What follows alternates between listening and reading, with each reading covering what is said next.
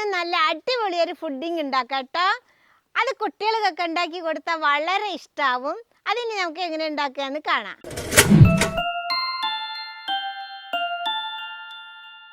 ആദ്യം നമുക്ക് നമ്മുടെ ഫുഡിങ്ങിന് വേണ്ട കാരമൽ ഉണ്ടാക്കിയെടുക്കാം. അതിനു വേണ്ടി ഞാനൊരു ചട്ടി അടുപ്പത്ത് വെക്കുകയാണ്. അതിലേക്ക് ഇനി ഒരു 1/4 കപ്പ് പഞ്ചസാര ഇട്ട് കൊടുക്കാം. ഇനി നമുക്കിതിൽ 2 ടേബിൾ സ്പൂൺ വെള്ളം ഒഴിച്ചു കൊടുക്കാം. ഇനി നമുക്കിതൊന്ന് കത്തിച്ച് പഞ്ചസാരയൊക്കെ ഉരുകി ഒന്ന് കാരമല്ലായി വരട്ടെ. ഇത് കണ്ടില്ലേ മക്കളെ, നമ്മുടെ കാരമല് പാകത്തിനായിട്ടുണ്ട്. ഈ കളറാവുമ്പോൾ തന്നെ നമുക്ക് എടുക്കാം, അല്ലെങ്കിൽ കരിഞ്ഞു പോകും. കരിഞ്ഞാൽ നമ്മുടെ ഫുഡിങ് ഒരു കയ്പ ഒരു രസം ഉണ്ടാവും കേട്ടോ, ഒരു കയ്പ് രസം ഉണ്ടാവും. ഇത് നമ്മൾ ഏത് ട്രേയിലാണ് ഫുഡിങ് ഉണ്ടാക്കുന്നത് അതിൽ നമുക്ക് ഒഴിച്ചു കൊടുക്കാം. ഞാനിതിലാണ് ഒഴിക്കുന്നത്.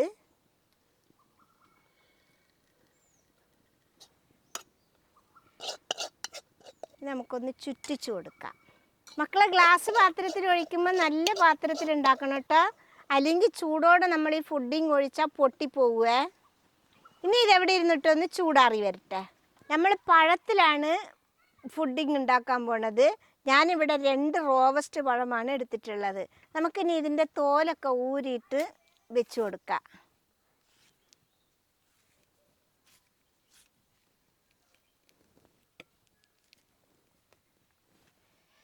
ഞാനിത് ഈ പഴത്തിനൊന്നിങ്ങനെ മുറിക്കുകയാണ്. ഇനി നമുക്ക് ഈ ജാറിലേക്ക് അങ്ങോട്ട് ഇട്ട് കൊടുക്കാം.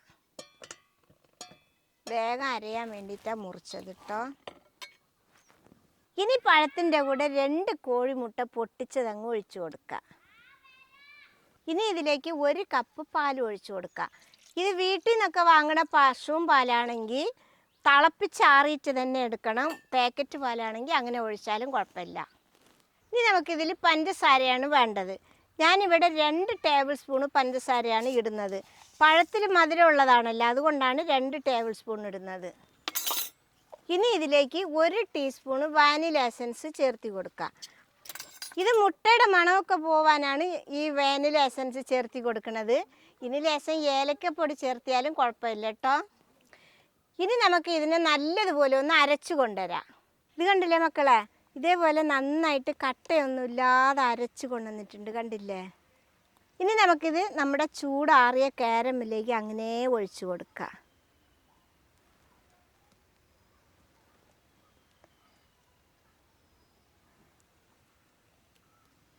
ഇനി ഒന്ന് തട്ടിക്കൊടുക്കാം.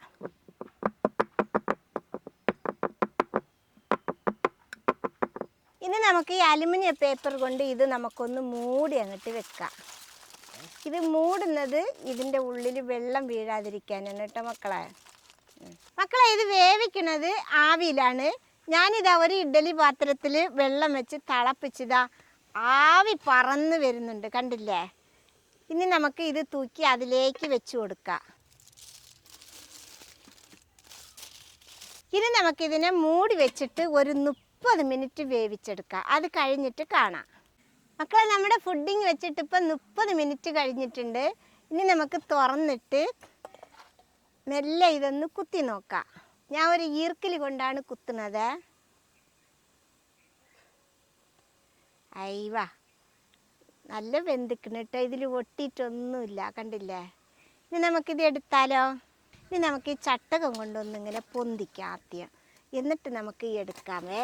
അതെന്താ വെച്ചിട്ടാ, ഈ പാത്രത്തിൻ്റെ ചൂട് കയ്യിൽ പെടാതിരിക്കാനാണ് കേട്ടോ. ഇതാ നമുക്ക് ഇവിടെ അങ്ങനെ ചൂടാറാൻ വേണ്ടി വെച്ച് കൊടുക്കാം. മക്കളെ, ഈ ഫുഡിങ് നമ്മുടെ അലുമിനിയം പേപ്പറിൽ ഒന്ന് ഒട്ടി പിടിച്ചിട്ടുണ്ട്. അപ്പം മേൽഭാഗം ഇങ്ങനെ ഉണ്ടാവും കേട്ടോ, കണ്ടില്ലേ. നല്ല പഞ്ഞ് പോലെ ഇരിക്കണത്, പഞ്ഞ് കെട്ട് പോലെ ഇരിക്കണം. ഇതിനി ചൂടാറി വരുമ്പോൾ നന്നായിട്ട് വിട്ട് വന്നോളൂ കേട്ടോ. ഇത് കണ്ടില്ലേ മക്കളെ, ചൂടാറി വന്നപ്പോൾ ഇതിൻ്റെ സൈഡൊക്കെ വിട്ട് വന്നിട്ടുണ്ട്. ഇനിയിപ്പോൾ വിട്ട് വന്നിട്ടില്ലെങ്കിൽ ചെറുതായിട്ടൊരു കത്തി കൊണ്ടിങ്ങനെ വരഞ്ഞു കൊടുത്താൽ മതി 4 സൈഡ് കേട്ടോ. ഇനി ഇത് നമുക്ക് ഒരു പാത്രത്തിലേക്ക് കൊട്ടിയേക്കാം. ഞാനിതാ ഈ പാത്രത്തിലാണ് കൊട്ടിയെടുക്കുന്നത്. ഇതിങ്ങനെ ഇതിൻ്റെ മേലെ കമത്തിയിട്ട് മെല്ലെ ഇങ്ങനെ പിടിച്ച് ഇങ്ങനെ കൊട്ടാം. അയ്യവാ, കണ്ടില്ലേ, നമ്മുടെ ഫുഡിങ് നല്ല അടിപൊളിയായിട്ട് വന്നിട്ടുണ്ട്, കണ്ടില്ലേ മക്കളെ. നമുക്കിതൊന്ന് മുറിച്ചെടുക്കാം. കത്തി വെച്ച സുർക്കെണ്ണ് വരുന്നുണ്ട്, കണ്ടില്ലേ.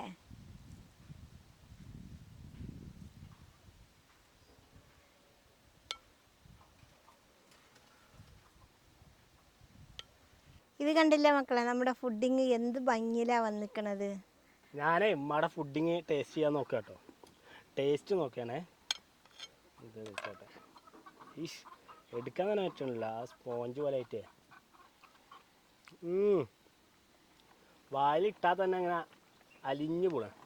അല്ലെങ്കിലും ഫുഡിങ് അങ്ങനെ തന്നെയല്ലേ, വായിലിട്ട് അലിഞ്ഞു പോവുക. ആ അതേപോലെ ഇത് നമ്മൾ ഉണ്ടാക്കിയെല്ലാം റെഡി ആയിട്ടുണ്ടെന്ന് പറഞ്ഞാണ്. മക്കളെ, നിങ്ങൾ ഒരു പ്രാവശ്യമെങ്കിലും ഇതേപോലെ ഫുഡിങ് ഉണ്ടാക്കി നോക്കണം. പിള്ളേർക്കൊക്കെ വളരെ ഇഷ്ടമാവും. ഇഷ്ടപ്പെട്ടാൽ സബ്സ്ക്രൈബ് ചെയ്യുക, ലൈക്ക് ചെയ്യുക, കമൻറ്റ് ചെയ്യുക, ഷെയർ ചെയ്യുക. മക്കളെ ഫോളോ ചെയ്യാനും കൂടി മറക്കരുതേ.